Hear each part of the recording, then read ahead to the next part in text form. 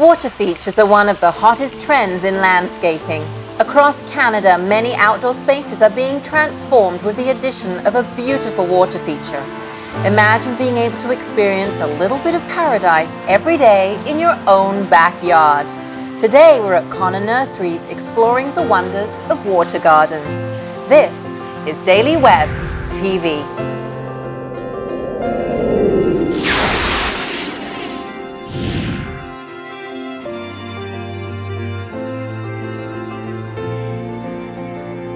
Moving water touches all of the senses and provides a great space to sit back and relax. But where do you start? Well, here is Dick Weslowski to help answer those questions. So Dick, what are some of the things that a water feature can do for us?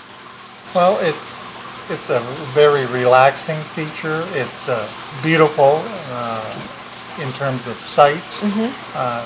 It enhances your garden, your property, and the hustle and bustle of daily life.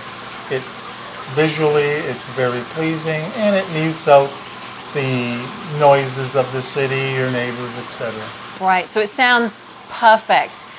What are some of the options? How do I get that perfect atmosphere? What are some of the features that I could look at?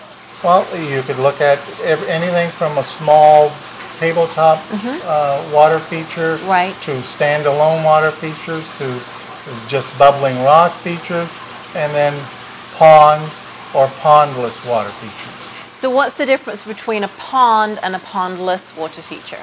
Well, a pond has water that's at least typically 2 feet deep. Most city regulations would require a fenced-in area when the water's that deep, where a pondless has no deep pool of water. The water recirculates, same as in a pond, and it flows into a bed of rocks. Okay, so I have no pond, so then that, as a parent, I'm immediately thinking, so it's safe for my kids? It's safe for the kids, safe for animals, and it can be located either in a front or backyard. Right, so you can have the benefit of that water feature without the pond piece. So what am I looking at time-wise? If I want to, I've decided that yes, I have to have this water feature for my garden. What's my time commitment on creating that? Well, doing a little bit of homework and having all the necessary ingredients, everything from the rocks and the kits that are available for a pondless or a pond. It would take probably in the neighborhood of 6 to 8 hours to construct one and have it actually running the very same day that you started the project. So it's a weekend project? That's right. Not even a weekend. It's a day of the weekend. Day of the weekend, probably to put in the plants would be the second day of that weekend. Well, that's the fun bit too, right? Yeah. We'll talk about that on another show. But what, so I've got my pond. Am I going to see an increase in the wildlife and the nature that's coming into my garden?